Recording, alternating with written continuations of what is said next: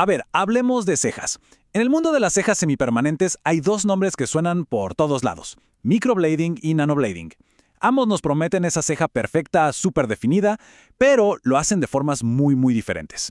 Hoy vamos a meternos de lleno en esta batalla por la precisión para entender qué hay detrás de cada técnica. Y vamos a empezar con la pregunta del millón. ¿Qué son exactamente las nanocejas?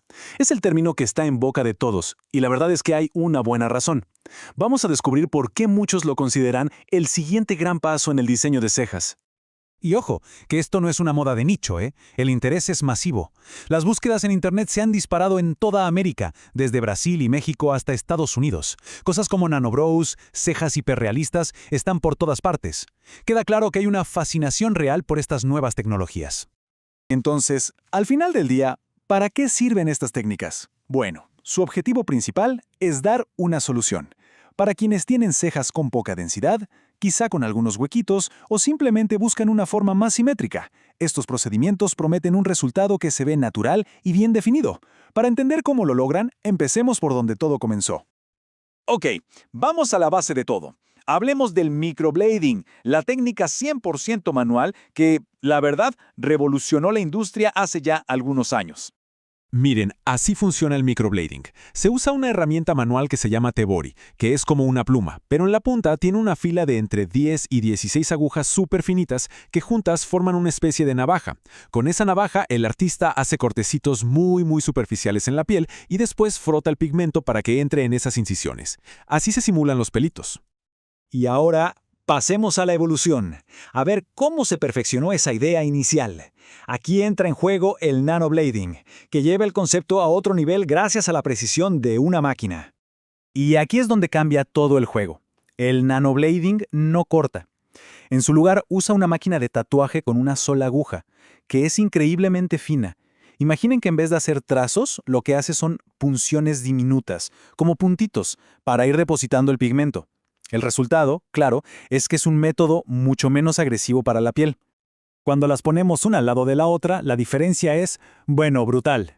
Pasamos de una herramienta manual que hace cortes a una máquina de alta precisión que hace puntitos. Y este cambio no es menor, ¿eh? Significa que el nanoblading, al ser menos traumático, suele ser mejor para pieles sensibles o grasas, y la cicatrización a menudo es más rápida. Es literalmente la evolución de la fuerza a la precisión. Pero esperen, porque la herramienta y la técnica son solo la mitad de la ecuación. El resultado a largo plazo depende de algo igual de importante: la química del pigmento que se está usando. Aquí está la clave para que el resultado dure y se vea bien con el tiempo. Pensemos en los pigmentos inorgánicos, los de óxido de hierro, como si fueran una acuarela. Con los meses se desvanecen de manera uniforme y limpia. En cambio, los pigmentos orgánicos, los que tienen base de carbono, son más como una tinta barata. Al degradarse, corren el riesgo de dejar manchas de colores que nadie quiere: grises, azulados, a veces hasta morados.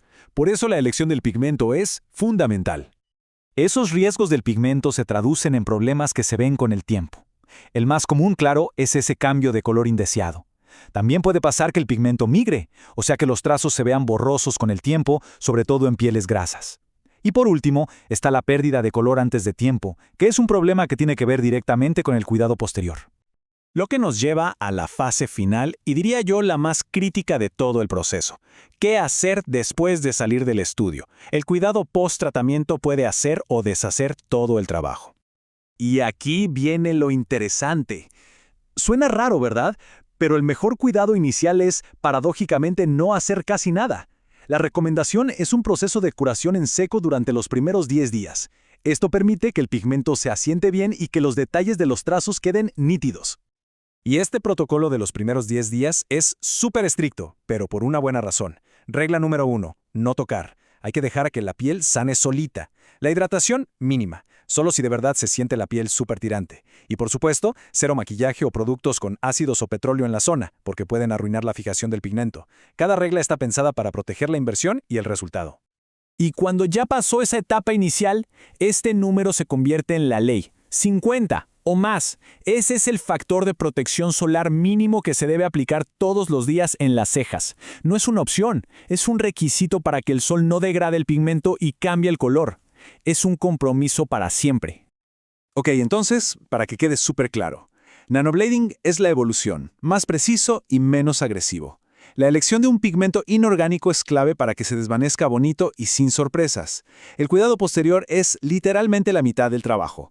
Y el protector solar de 50 para arriba es innegociable para mantener esa inversión a largo plazo.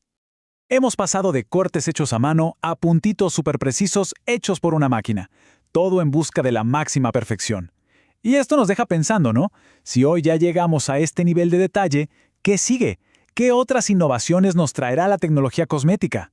Porque una cosa es segura, este viaje apenas está comenzando. Tenemos contenido exclusivo sin filtro para los profesionales que estén en la membresía. Así que les dejamos el enlace para que te des de alta y empieces a recibir de forma inmediata todas las tendencias, todas las novedades exclusivas de la industria.